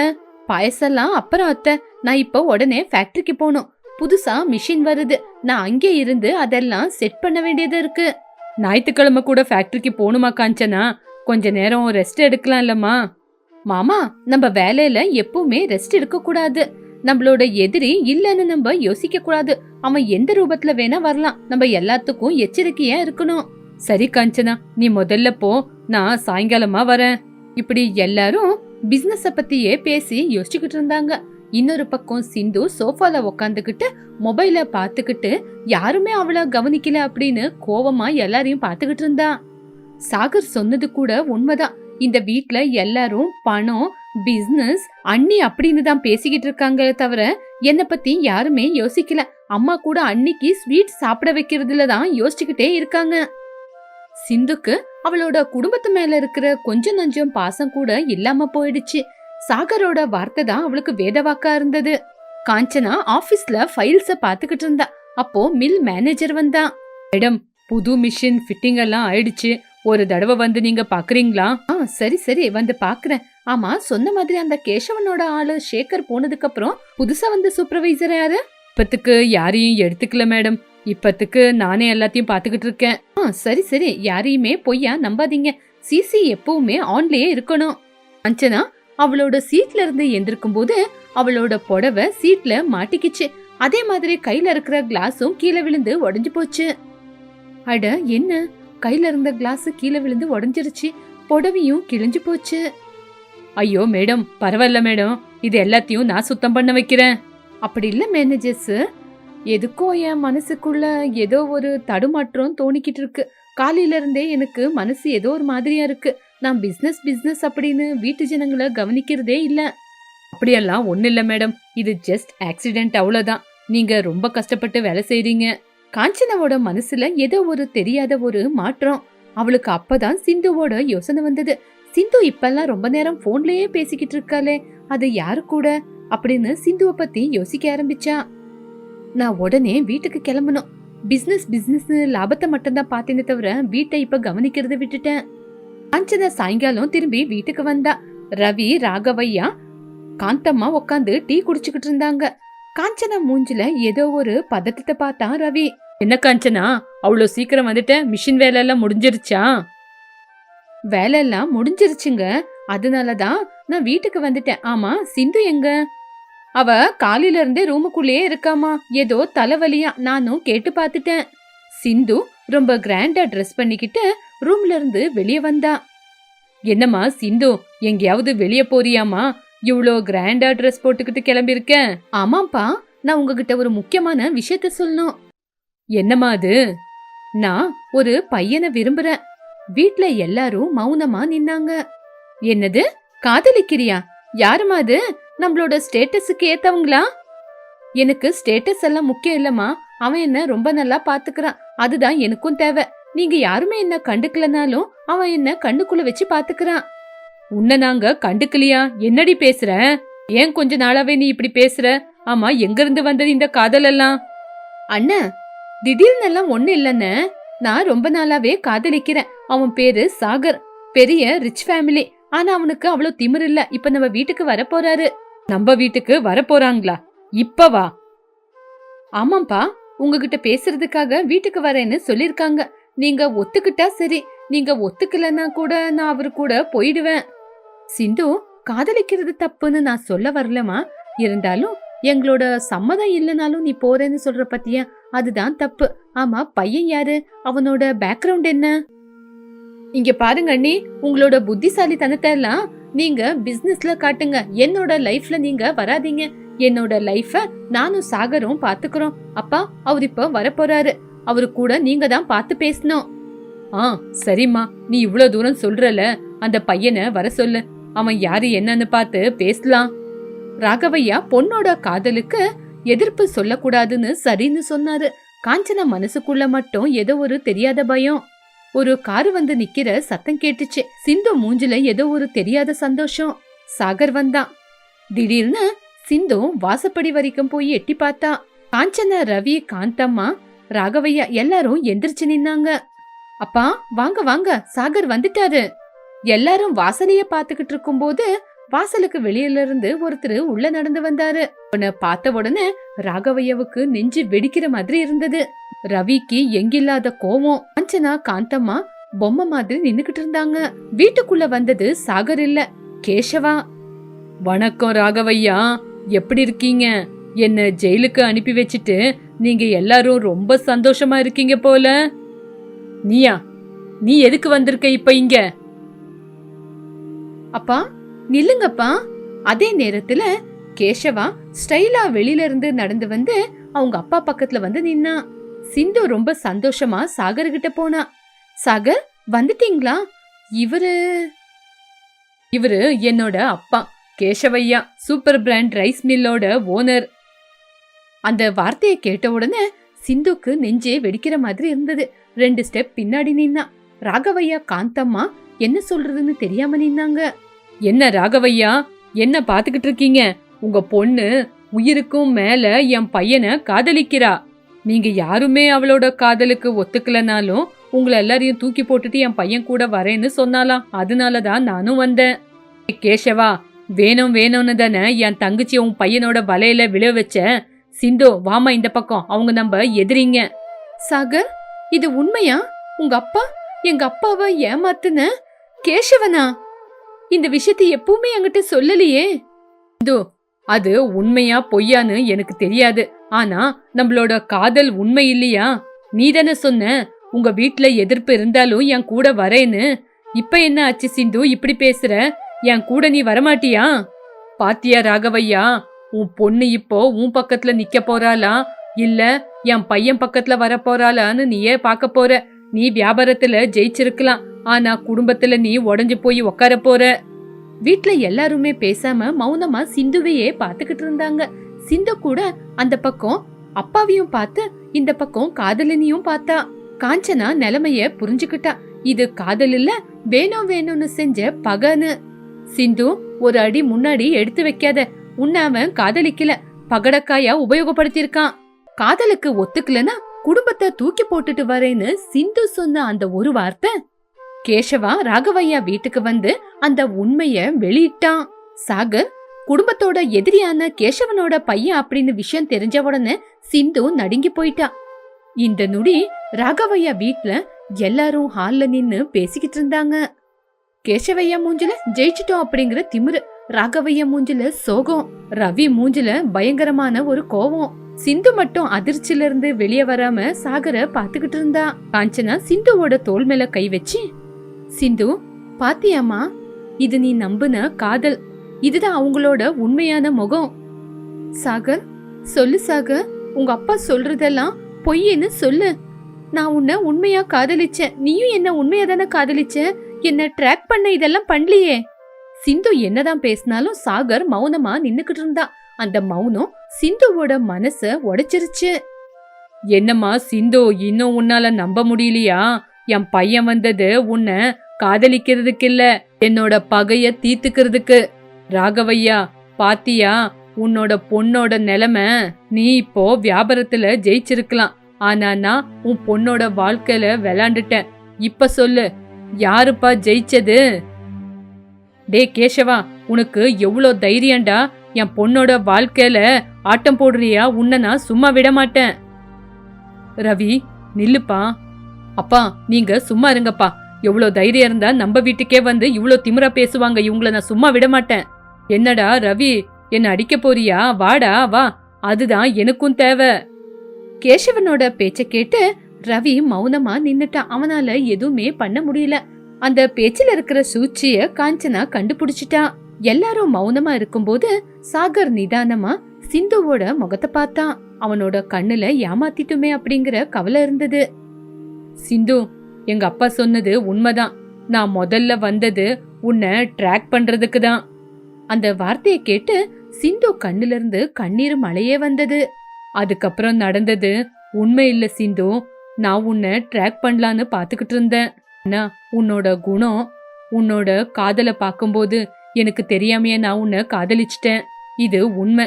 எங்க அப்பா கிட்ட நான் சொன்னேன், சிந்துவை நான் காதலிக்கிற மாதிரி ஏமாத்தல, அவளை கல்யாணம் பண்ணிக்கணும்னு ஆசைப்படுறேன்னு.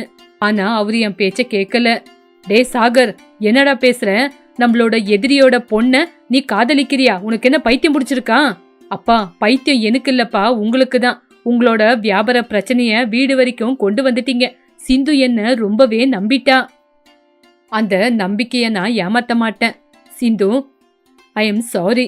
எங்க அப்பா பேச்ச கேட்டு உன்னை காதலிச்சேன், ஆனா என்னோட காதல் உண்மையானது. சாகர், இப்ப எது சாகர் உண்மை? நீ சொல்றதா இல்ல உங்க அப்பா சொல்றதா? நான் உங்க எல்லாருக்கும் பொம்மை ஆயிட்டேனா? சிந்து ப்ளீஸ் சிந்து, அப்படியெல்லாம் பேசாத சிந்து. எனக்கு நீ வேணும். உங்க அப்பா கால்ல வேணா விழுவுறேன், ப்ளீஸ் சிந்து. சாகரோட வார்த்தைய கேட்கும்போது கேசவையா யோசிக்க ஆரம்பிச்சா. ஆனா கேசவ மட்டும் கோவத்துல கொந்தளிச்சு போயிட்டான். டேய், உன்னை நம்புனா நீயும் என்ன ஏமாத்த பாக்குறியா? காதல் இல்ல, மண்ணாங்கட்டி இல்ல. வாடா இப்போ என் கூட வீட்டுக்கு வா. கேசவும் சாகரோட கைய புடிச்சு இழுத்துக்கிட்டு இருந்தான். ஆனா சாகர் அந்த இடத்த விட்டு நகர்ல. இதையெல்லாம் பார்த்து புரிஞ்சுக்கிட்ட காஞ்சனா ஒரு முடிவெடுத்தான். கேசவன் கூட சாகரை வெளியே அனுப்பி வச்சுட்டா இந்த பிரச்சனைக்கு முடிவு வராது. அதுக்குதான் அவ யோசிச்சு முடிவெடுத்தான். ஒரு நிமிஷம் நில்லுங்க கேசவையா. எல்லாரும் காஞ்சனாவையே பாத்துக்கிட்டு இருந்தாங்க. எங்க கிளம்பிட்டீங்க? எங்க வீட்டுக்கு வந்திருக்கீங்க. ஒரு வாய் பச்சை தண்ணி கூட குடிக்காம போனா நம்மளோட கல்ச்சர் என்ன ஆவறது? என்னது, உங்க வீட்ல தண்ணி குடிக்கணுமா? நீங்க என்னோட எதிரிங்க, மறந்துட்டீங்களா? எதிரிங்க அப்படிங்கறது நம்மளோட வியாபாரத்துல மட்டும்தான், வீட்ல கிடையாது. அத்தை, நீங்க போய் அவங்களுக்கு பச்சை தண்ணி கொண்டு வாங்க. சிந்து, நீ போய் எல்லாருக்கும் காஃபிய கொண்டு வா. காஞ்சனா, நீயும் என்ன பேசுற? நம்மள ஏமாத்தினவங்களுக்கு நம்ம தண்ணி காஃபிய குடுக்கணுமா? ரவி, நம்ம வீட்டுக்கு வந்தவங்கள அவமானப்படுத்தி அனுப்புறது நம்ம கல்ச்சரே இல்ல. கேசவையா உக்காருங்க. தம்பி சாகர் உக்காருப்பா. ராகவையாவுக்கு காஞ்சனா என்ன பேசுற அப்படின்னு புரியலனாலும் மருமக மேல ஒரு நம்பிக்கை இருந்தது. கேசவம் கூட சோஃபால உக்காந்துட்டாரு. சிந்து அழுந்துகிட்டே கிச்சனுக்கு போனா. இந்தாங்க தண்ணி குடிங்க. இதுல ஏதாவது கலந்திருக்கீங்களா? இங்க பாருங்க கேசவையா, அந்த மாதிரி குணம் எங்களுக்கு இல்ல. அந்த குணம் இருக்கிறது உங்களுக்கு. எதிரியா இருந்தாலும் அமிர்தத்தை கொடுப்போம். சில்லுன்னு இந்த தண்ணிய குடிச்சா உங்களோட கோவமும் குறையும். கேசவம் தண்ணிய குடிச்சிட்டு காஞ்சனா சொன்னதை பத்தியே யோசிச்சுக்கிட்டு இருந்தாரு. இங்க பாரு கேசவா, நீ வியாபாரத்துல என்ன ஏமாத்தணும்னு பார்த்த. அந்த வியாபாரத்தை வியாபாரம் மட்டுமாதான் நான் பார்த்தேன். ஆனா நீ என் பொண்ணோட வாழ்க்கைய ஏமாத்தணும்னு பார்த்த. அது தப்பில்லையா? ராகவையா, ஊரு ஜனங்க முன்னாடி என்ன நிக்க வச்சு தலை குனிய வச்சு என் மரியாதைய எடுத்துட்ட. இன்னும் என் மனசுக்குள்ள கொந்தளிச்சுக்கிட்டு இருக்க. இங்க பாருங்க கேசவையா, அந்த பகைய தூண்டுனது கூட நீங்க தானே. எங்களை பிசினஸ்ல நாசம் பண்ணணும்னு யோசிச்சது கூட நீங்க தானே. அதுக்குன்னு ஒரு பொண்ணோட வாழ்க்கைய நாசம் பண்ணணும்னு நினைக்கிறது தப்பில்லையா? உங்க பையன் சாகர் உண்மைய சொல்லிட்டாரு. அதனால சிந்தோட மனசு பாதிக்கல. ஆனா ஒரு அப்பாவா இருந்த அந்த இடத்துல இருந்து நீங்க யோசிங்க. அப்பா, காஞ்சனக்கா சொல்றது உண்மைதான். நம்ம பிசினஸ்ல தோத்துட்டோம். அந்த பகைய இங்க காட்டுறது சரியில்லை. சிந்து ரொம்ப நல்ல பொண்ணு. அவ நம்ம வீட்டுக்கு வந்தா நம்மளோட வீட்டு கௌரவம் அதிகமாகுமே தவிர எந்த விதத்திலயும் குறையாது. கேசவா, நீ எங்களோட எதிரி. ஆனா உன் பையன் நேர்மையானவன். என் பொண்ண காதலிச்சத அவன் இன்னைக்கு எல்லாரும் முன்னாடியும் ஒத்துக்கிட்டான். அவனுக்கு உன்ன மாதிரி எண்ணம் இல்ல. அப்படி இருந்திருந்தா என் பொண்ண ஏமாத்திட்டு போயிருப்பான். கேசவையா, ஜெயிக்கிறது அப்படின்னா எதிரிங்களை ஏமாத்துறது கிடையாது, ஜெயிச்சு முன்னேறது. உங்களை போலீஸ்ல புடிச்சு கொடுத்தது உங்க மேல இருக்கிற பகனால இல்ல, எங்களை நாங்க காப்பாத்திக்கிறதுக்காக. நம்ம நண்பர்களா இருந்தா நம்ம சந்தோஷமா வியாபாரத்தை செஞ்சுக்கிட்டு இருக்கலாம். இன்னும் எதிரியா பாத்துக்கிட்டு இருந்தா யாருக்குமே லாபம் கிடைக்காது. சிந்து காஃபிய கொண்டு வந்து கொடுத்தா. அழுந்து அழுந்து அவ முகமே வாடி போயிருந்துச்சு. அத பார்த்து சாகரால தாங்க முடியல. சிந்து ப்ளீஸ் அழுவாத சிந்து. எங்க அப்பா ஏமாத்தினாலும் நான் உன்னை ஏமாத்த மாட்டேன். நம்ம கல்யாணம் எல்லாரும் ஒத்துக்கிட்டு நல்லபடியா நடக்கணும். அப்பா, ஒரு தடவை உங்க பகையெல்லாம் மூட்டை கட்டி வச்சுட்டு ஒரு அப்பாவா என்ன பத்தி யோசிங்கப்பா. பையனோட வாழ்க்கை, காஞ்சனா காட்டின மரியாதை, ராகவையாவோட மௌனம், இது எல்லாமே கேசவையாவ மாத்திருச்சு. இவ்ளோ நாளா ஒரு ராட்சசனா நான் இருந்திருக்கேன். ஆனா இவ்ளோ நடந்தாலும் இவங்க மனுஷனா இருக்காங்களேன்னு அவன் மாற ஆரம்பிச்சான். ராகவையா, நான் உன் குடும்பத்தை நாசமாக்க தான் இந்த வீட்டுக்குள்ள வந்தேன். ஆனா நீ உன் குடும்பத்தாரு கூட சேர்ந்து என்ன கௌரவமா பாத்துக்கிட்ட. மரியாதை அப்படின்னா இதுதான் இல்ல. நாடகம் ஆட வந்த என்ன உன் வீட்டுக்கு சம்பந்தம் செய்யற மாதிரி செஞ்சிட்ட. மனுஷனா பிறந்தா தப்பு பண்றது சகஜம் கேசவா. ஆனா அத திருந்தி வாழ்றதுதான் மனுஷகுணம். ஆமாம் கேசவா, நானும் உன் வீட்டுக்கு சம்பந்தம் பேச வரல. ஆனா உன்னோட புத்திசாலியான மருமகளோட தெளிவுதான் இன்னைக்கு இந்த மாற்றத்துக்கு காரணம். சாகர், உனக்கு சிந்து வேணுமா? ஆமாம் டேடி. சரி ராகவையா, உங்க பொண்ண என் வீட்டு மருமகளை அனுப்புறீங்களா? வார்த்தையில மோசம் இல்ல, நான் உண்மையாதான் கேக்குறேன். உங்க பொண்ணு எங்க வீட்டு மருமகளா வந்தா அந்த லக்ஷ்மி தேவியே எங்க வீட்டுக்கு வந்திருக்கான்னு நினைக்குவோம். நம்ம ரெண்டு குடும்பத்துக்கு நடுவுல இருக்கிற பகை தீர்ந்து நம்ம சம்பந்திங்களா இருக்கலாம். எல்லாரும் ஆச்சரியப்பட்டாங்க. சிந்து மூஞ்சில ஒரு சந்தோஷம் வந்தது. ராகவையா காந்தம்மா சந்தோஷத்துல ஒருத்தர் மூஞ்ச ஒருத்தர் பாத்துக்கிட்டாங்க. இதுக்கப்புறம் எங்களுக்கும் என்ன வேணும் கேசவா? நம்மளோட பகை தீர்ந்து நம்ம ரெண்டு பேரும் சம்மந்தியாக போறோம். கேசவையா, அப்படின்னா மாமனாரே, உங்க மேல இருக்கிற கோபம் குறையில. ஆனா சாகருக்காக இந்த கல்யாணத்துக்கு ஒத்துக்கிறேன். எல்லாரும் சிரிச்சாங்க. அந்த இடமே சந்தோஷமா மாறிச்சு. காஞ்சனா, உன்னை பார்த்தா எனக்கு ரொம்ப பொறாமையா இருக்குமா. ராகவையாவுக்கு உன்ன மாதிரி ஒரு மருமக கிடைச்சது அவங்க செஞ்ச அதிர்ஷ்டம். நீ வியாபாரத்தை மட்டும் இல்லமா, உடஞ்சு போன குடும்பத்தையும் சரி பண்ணிடுவ. நீ கிரேட்மா. ரொம்ப நன்றிங்க ஐயா. அன்னைக்கு நான் என் குடும்பத்துக்காக தான் போராடினேன். ஆனா இன்னைக்கு இப்போ இந்த குடும்பத்துக்காக தான் கஷ்டப்படுறேன். நம்ம பகையெல்லாம் விட்டுட்டு நம்ம ஒன்னா சேர்ந்தே பிசினஸ் பண்ணலாம். இந்தோ சாகரோட கல்யாணம் வைபோகமா நடந்துச்சு. சொந்த பந்தங்கள் எல்லாம் வந்திருந்தாங்க. கேசவையா ராகவையா ரெண்டு பேரும் ஒரே இடத்துல உக்காந்துக்கிட்டு சிரிச்சு பேசிக்கிட்டு இருந்தாங்க. காந்தம்மா காஞ்சனா ரெண்டு பேரும் கல்யாணம் பிஸில இருந்தாங்க. காந்தம்மா காஞ்சனாவை கூப்பிட்டு, காஞ்சனா அங்க பாருமா, உங்க மாமனாரும் கேசவையாவும் எவ்வளவு சந்தோஷமா இருக்காங்கன்னு. ஒரு காலத்துல அவங்க ரெண்டு பேரும் எதிரும் புதிருமா சண்டை போட்டுக்கிட்டு இருந்தாங்க. ஆனா இப்ப பாத்தியாமா சந்தோஷமா இருக்காங்க. இது உன்னாலதாமா. அத்தை, இது எல்லாமே என்னால இல்லத்த, எல்லாம் அந்த கடவுளோட அருள். காஞ்சனா, அன்னைக்கு கேசவைய நம்ம வீட்டுக்கு வந்தப்போ நாங்க எல்லாரும் ரொம்ப கோவப்பட்டோம். ஆனா நீ மட்டும்தான் புத்திசாலியா நின்னு நிதானமா யோசிச்சு முடிவெடுத்த. நீ புத்திசாலியான மருமகன்னு நாங்க சும்மா சொல்லல. இந்த குடும்பத்தை, வியாபாரத்தை எல்லாத்தையும் நீ சரி பண்ண. காஞ்சனா, சிந்துவோட வாழ்க்கை என்னாக போதோன்னு எல்லாரும் கவலைப்பட்டோம். நீ நின்னு நிதானமா யோசிச்சு முடிவெடுத்த. சாகர் ரொம்ப நல்லவன். என் தங்கச்சிய ரொம்ப நல்லாவே பாத்துக்குவான். சாகர், சிந்து 2 பேரும் வந்து காஞ்சனா ரவி கால்ல விழுந்து ஆசீர்வாதம் வாங்கினாங்க. அண்ணி, தேங்க்யூ அண்ணி.